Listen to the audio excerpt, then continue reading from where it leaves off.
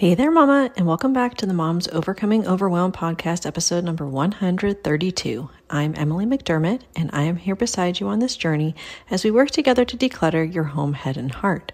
On today's episode, we're going to be talking to Jeanette Tapley from the Moms at Work podcast, all about what to do when we find out that our rhythms and routines are broken. And as we enter the summer season, perhaps there are some things that were working that aren't working anymore.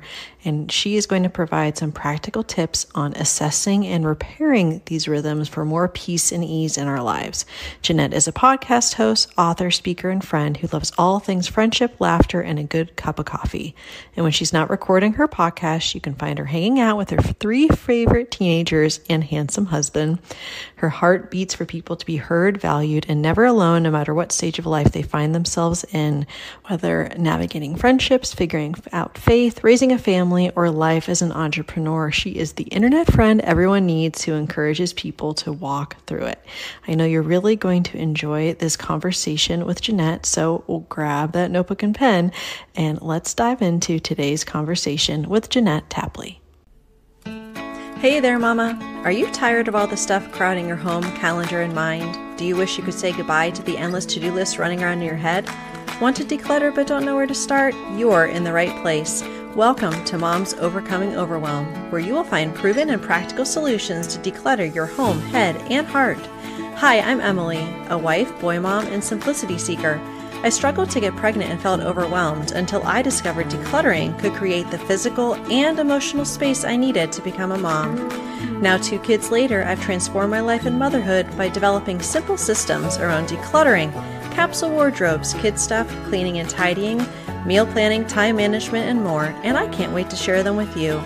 If you're ready to reclaim the time and energy you crave, be present with your kids, and finally enjoy the life and motherhood you so deserve, let's kick overwhelm to the curb, shall we? Grab your lukewarm coffee, your notebook and pen, and clear up some counter space. Let's do this. Well, hey, Jeanette, thank you so much for coming on the Moms Overcoming Overwhelm podcast. I'm really excited to talk to you today. Emily, thank you for having me. This is so great. Yeah, so you and I connected actually. We had Natalie Hickson on the podcast here talking all about destructive anger. Ah, Again, she's so something great. I didn't know I needed until I became a mom. And Right. we'd like to see the amazing guests that my guests have on the show. So I reached out to you, and I love your heart for helping working moms and being able to help us figure out how to juggle all the things, attempt to maybe balance them. I don't know. Sometimes it's hard. But I would love it if you could tell us a little bit about you and your family and how you serve moms, and then anything you like to do for fun when you're not doing Ooh. all those things. Yeah. Oh, that's so good. Yeah, so I am Jeanette. I've been married to my husband for almost 20 years. We're not quite high school sweethearts, but I was in high school when we started dating and got engaged. I was in high school when we got engaged, which is just wild. And my son will be a senior in high school next semester, and I'm like, there's no way. Anyways, so that's like a whole piece of our story, which is really funny.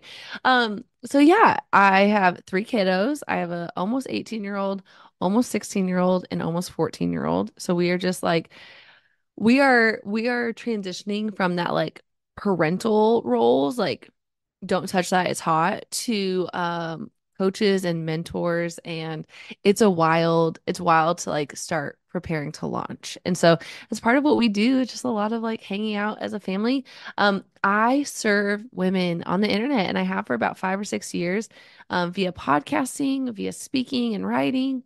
My favorite way to encourage women is within our homes. Like, this is our greatest mission field, also our toughest mission field, because most mission fields don't have kids talking back to us, telling us that a middle part would look better. They don't typically say that out on the mission field, I don't think. And so I do that by just encouraging moms like show up at home and be as available and present as they can. And then I also podcast. I have a Moms at Work podcast, which is like encouraging the working mom, and really and truly every mom is a working mom, and just trying to help us all find a little bit of space in the chaos, for ourselves, and not feel guilty about that. So it is a little bit of everything. I feel like I love to teach on friendship and remind moms that we need friends. I love to remind moms that like we're raising our friends. Like one day these people that we've raised will be our friends. And for fun, I'm an avid reader. I love to read. And one of my favorite things recently has been to like pick a book on like Friday night and then like set a goal to finish it if we have the capacity on the weekends, but to finish it like by Sunday. And my kids are like, "What are you doing?" Because I'll have like my phone, it's like a timer. I'll be like, I'm reading for 20 minutes. And then when the timer goes off, I'm going to set the timer for 15 minutes. I'm going to do chores. And they're like, okay. So I could just like challenge myself to read a book 20 minutes at a time. That's Wow. really fun for me. I love that. I have a friend who's a very avid reader, and just like the number of books that she gets through in like a year is like mind-boggling to me. Like for Yeah. me, we're going to be talking about rhythms today. One of Yeah. my rhythms is reading Bible before bed. I'm doing Bible recap. I have not missed a day, and we're Good recording this in job. May. But for me, that is like my reading, and I do the YouTube video that goes with it.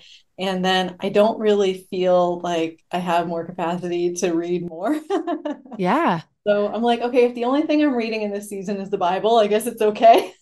Yeah. You're doing fine. You're Yeah. doing a good work. Yes. So I would love it if you could tell us a little bit about, and of course, you have more mom experience than I do since your kids are almost in the launching phase here. But anytime in your motherhood, this could be recent or just years ago, where you were feeling completely overwhelmed, it could be the to-dos, it could be the stuff in your home, and then what you were able to do once you recognized and kind of raised the white flag, like what you were able to do to kind of start shifting things. Could you give an example of that, please? Oh, I probably have too many to go through for you. But one we were just talking about this as a family last night because my kids are now bigger and they're like, I wish you would have put us in sports more. I wish you would have done this, or I wish you wouldn't have pulled me out of this. And I'm like, here's the deal. There was a season where I would take one kid to piano, drop them off, drop the other kid off at soccer, drop them off, drive to speech therapy, sit for 15, 20 minutes, grab her out of speech therapy, go pick up the piano kid, go pick up the soccer kid. It just, it was like a 3 hour block of time where we were spread so thin that I was like, I don't know how we're doing. I don't know how we're functioning. I don't know what we ate in that season. Like honestly, I don't know what we had for dinner. I don't know where everyone was going. My husband works shift work, so oftentimes he was gone, especially on those nights. So it just felt really chaotic. And I felt so spread thin that I wasn't giving anybody, Jesse, my friends, my kids, I wasn't giving anybody like me. I was just serving and I was exhausted.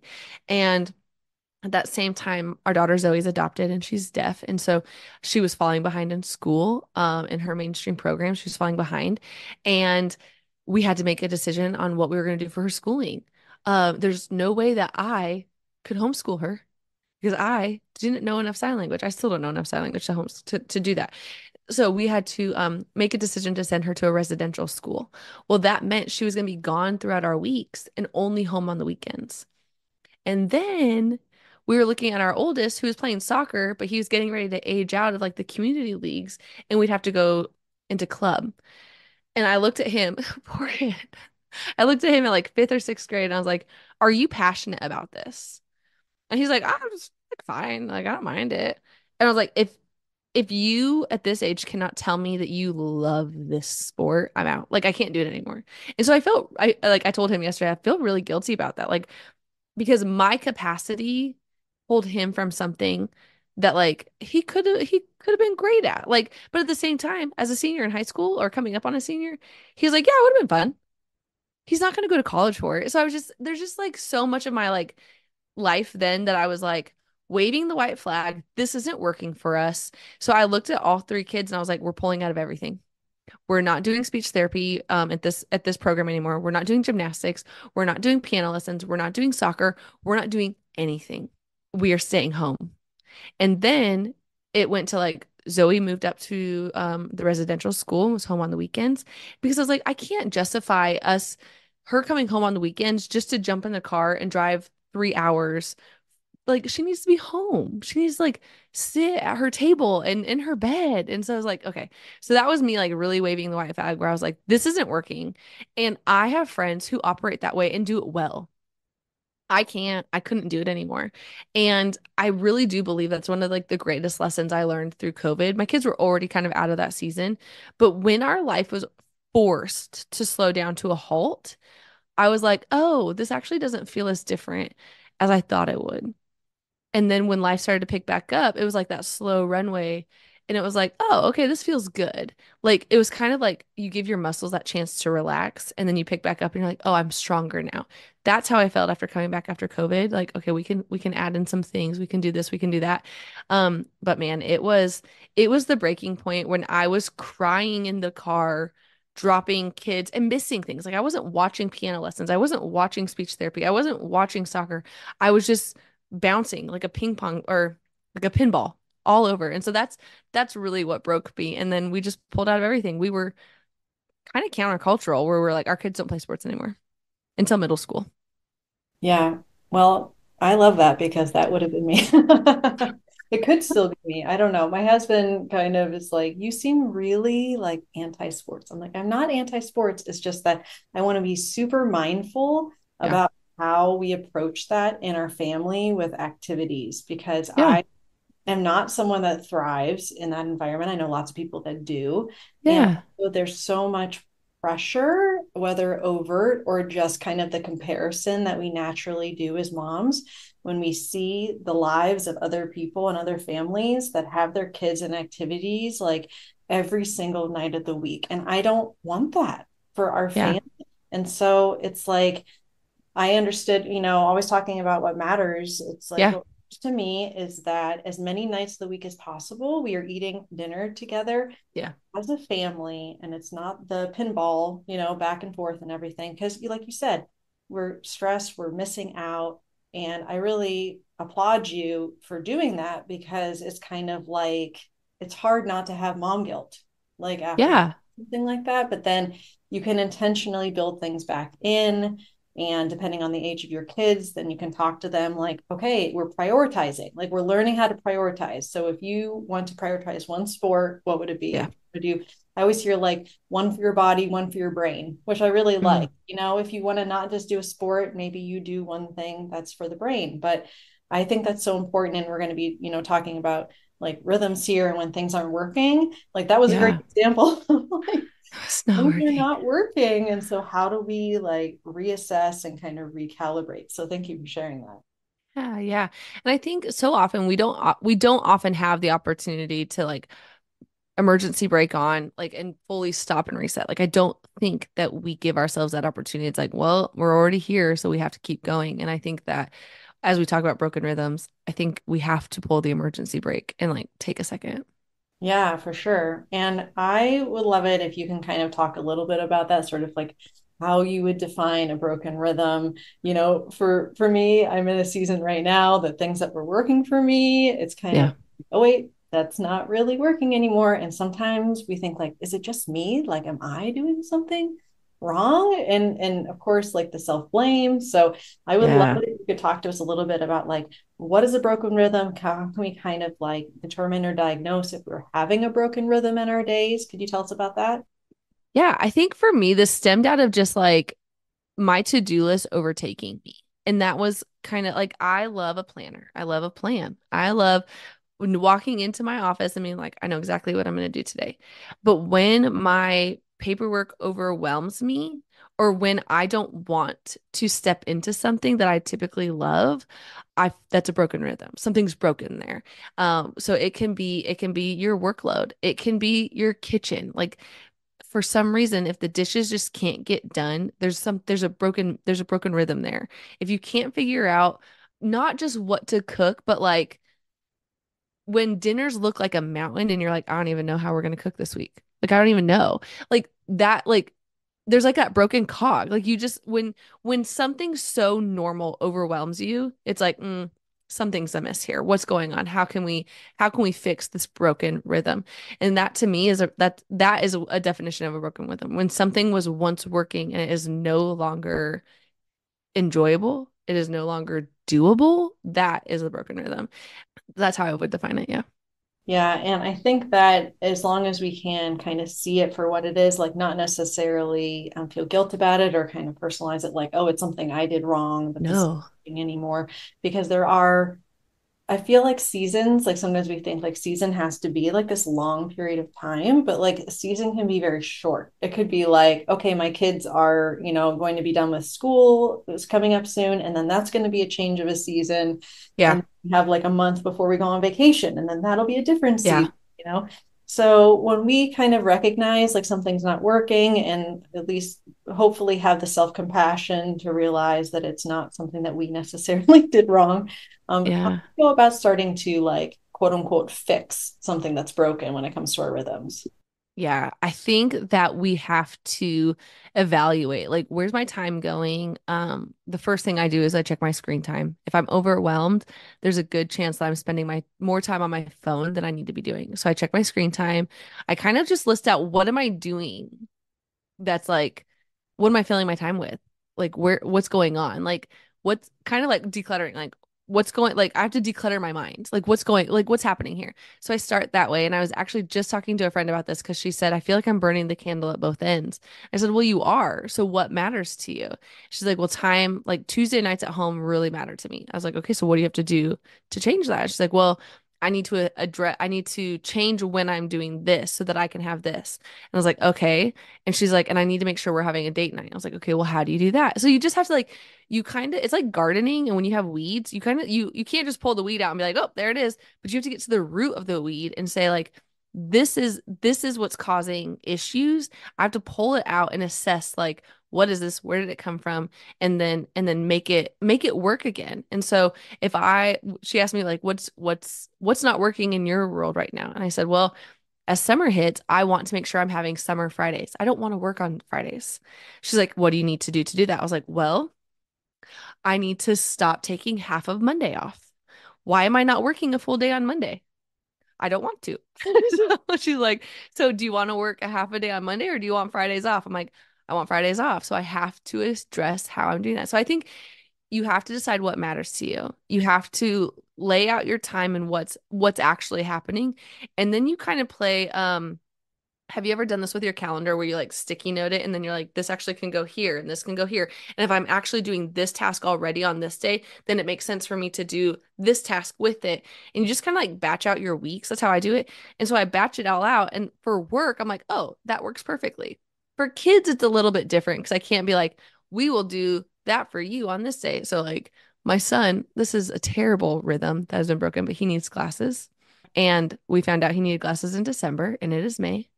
He's like, hey, can we go get glasses? And I was like, yeah, we can. And I looked, I was like, what are you doing tomorrow? Like, what's your after school like? And he's like, nothing. I was like, okay, tomorrow we will go get glasses tomorrow because I wasn't making it a priority. And so I have to look at my kids and be like, that's a priority. Let's put it on the calendar. Let's do it. And so I think when we look at like broken rhythms and what's broken and how do we fix it, we just have to assess the damage. Like what's going on around me? What matters to me? How can I move things around? What do I need to let go of? What do I need to like do I need time limits on my apps? What do I actually need to do to make my time work for me and not me work for my time? Yeah, you actually reminded me. So my oldest poor kid, he gets strep like every 2 months. Oh, I had that when I was a kid. Yeah. And so did my husband. And so I'm finally like, okay, ENT, like I finally got to go to the ENT. And same thing. I've had the referral thinking like, oh, things look get better. And they haven't. And I'm like, no, Yeah. that's something I need to prioritize for my kid. But Yeah. what I love about some of the things you said was that kind of talking to a friend might be helpful because then you can Yeah. teach each other and be like, Yeah. okay, you say this doesn't work. Well, what about this? It's good to have people in your life that you can do that with. And then also looking at the things that are life giving versus life. Mm. So if you know that there are certain things that are going to be filling kind of, your cup, so to speak, how can you make sure that those are some of those non-negotiables that are happening? Yeah. You can look at the things that are kind of like life draining and be like, okay, well, did I just say yes to that out of obligation, or was that something Yeah. actually intentionally wanted to do. Because I had that this week where like I had a little bit of margin, but yet I feel very overwhelmed in certain areas. And it was the guilt of like no one from the PTA signed up. And so then I'm like, Yeah. well, I have an hour. I guess I could do it. Yeah. It was complete guilt and obligation how I made that decision. And so I don't want that to be the norm. You know what I mean? Yeah. Yeah. That and be like, okay, well, going forward, how I'm going to be setting things up needs to be intentional in order to kind of get this rhythm, whatever it is, back on track. Yeah. I think a big part of that is looking at your week ahead of time, right? So, like, if you've said yes to something 2 weeks ago and you're like, oh man, I already said yes to that. So I have to make that work. It's like if we look at our week and we're like, okay, so where can I create margin around this task that I said yes to? And how do I need to work? How do I need to work around it? Like, because I think margin is so important. It's one of our church's like Core values. yeah, that's exactly it. Core value. And so it's a core value in our home. It's like creating margin is so important for me in my work and in my motherhood. I don't want to be so task oriented with my kids that they feel like they can never rest. I want to lounge on the couch and spend time with them in what they're doing so that I can. So I have to create margin. And I do that by like sitting down at the beginning of the week on my Sunday reset and I like plan out my week. I'm like, okay, this is what we have, especially like weeks like this where I'm like, okay, I'm interviewing a lot, which means my workload is going to have to shift a lot. So how am I going to make it all work?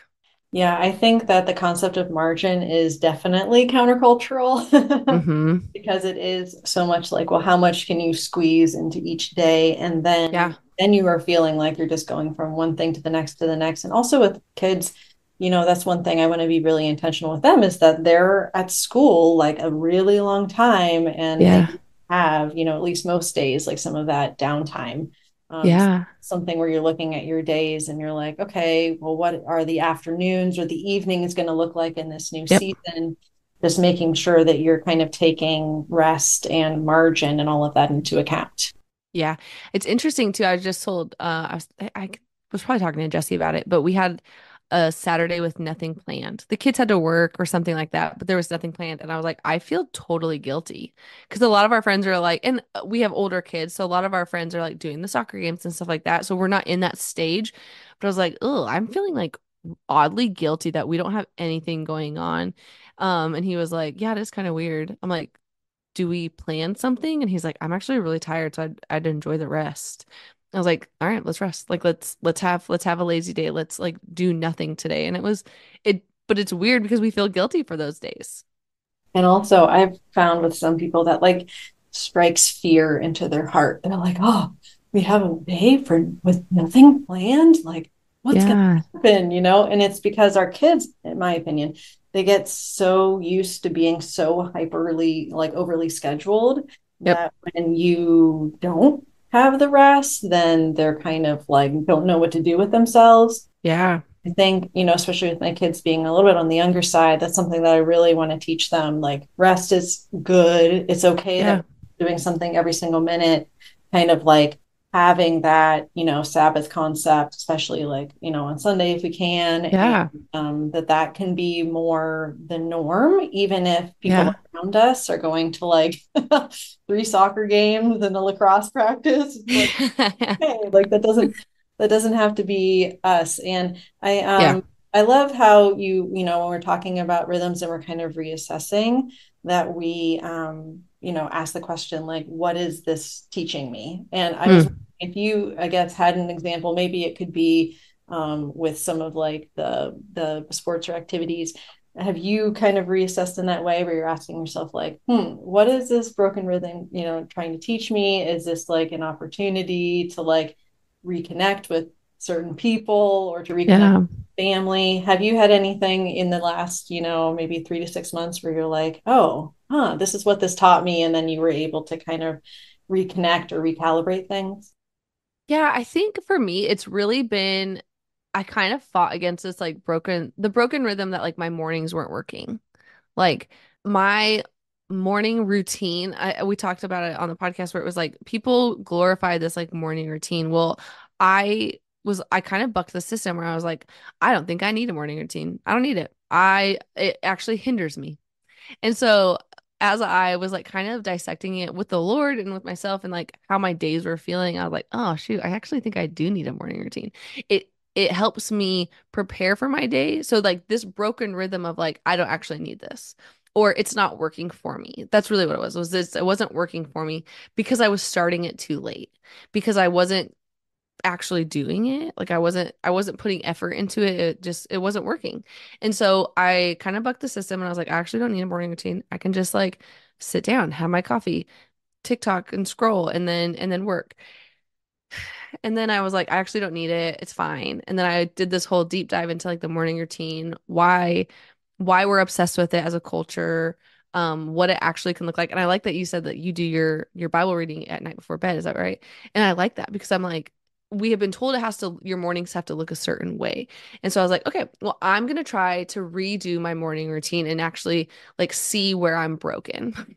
And that's really where I am broken. Not broken. Where the rhythm was broken, we'll say. And so it was interesting to me though, because as I practiced like waking up a little bit earlier, walking the dogs and doing this, I was finding peace in my day. And it was surprising to me. And I was like, oh, so the broken rhythm wasn't that it wasn't working for me. It's that I wasn't doing it in a season that fed me. And the crazy thing is I can't do the morning routine the way I want to do it right now because I am still helping my kids get up for school and getting them out to school. But I know that come this summer, I can switch it and it actually will work for me. And I'm actually so excited about that because I'm like, well, I want to be out the door and walking by 7. Well, I have to wake Titus up at 7:15 and it's a 20-minute walk. And how's that going to work? And so I was stressed out because I'm like, well, it's not working. It's supposed to work. And I was like, oh, wait, if I just like shift it a little bit, that's going to work for me in this month and this season. And then next month, I can shift it again and it's going to work for me better in that season. So I think that to me is where it's like that was like that's not working. And I'm still really working on the making it work. Like I like it, but I don't love it and I want to love it. Yeah, and just kind of having that sort of like flexibility and understanding Yeah. that it's not that you have to throw everything away. It could just be kind of Yeah. tweaking for certain parts of the season and then you're kind of shifting it back. So I love that kind of having that open-handed, sort of approach. Yeah. This has been so helpful. Like I said, Jeanette, I'm like, I'm dealing with a lot of broken rhythms in my life. I need Yeah. some encouragement, and I know you are all about encouraging moms and helping them. And can you please tell us the best way for everybody to connect with you if they want to learn more and if they want to be encouraged by you, which I know that Yeah. you have been, but if they want to be encouraged more? That's so sweet. The best place to connect with me is probably Instagram. I feel like I'm on Instagram the most, and that's Jeanette freaking Tapley on Instagram. I am on TikTok, so if any of your listeners are on TikTok, it's Jeanette Tapley on TikTok. But if you want to like listen in and be encouraged on like a weekly-ish basis, follow Moms at Work, the podcast. It is full of just encouragement for the working mom. So often I get to just sit behind the mic and like talk to you like one-on-one, which I love. And then we do sprinkle in some interviews in that. And then we have the Joy Millionaire podcast, which is a podcast that helps us store up a treasure trove of joy to help us be joy millionaires. And that's a fun story that came out of my son's depression and how we just overcame and how we live joyful lives on purpose. And so that's a interview-based podcast as well. And yeah, so both those podcasts are the internet. It's the best way. Awesome. Well, thank you so much. I'll make sure to link to all of those in the show notes. So thank you again for coming on the show. It was just really wonderful talking to you. Thank you so much for having me. It was so fun. We got to spend like a little bit of time together, so I love this. Oh, yes, it was so great. Thanks again. If you like today's podcast, here's what you can do. Just take 30 seconds to leave me a review. I know you're a busy mama. You're overwhelmed, in fact. But 30 seconds of your day makes such an impact. I'll be blessed by your words. They'll definitely make my day. And who knows, you might be entered for this month's giveaway. In Apple Podcasts, scroll down to write a review. Thanks so much for your time. I'm so grateful for you.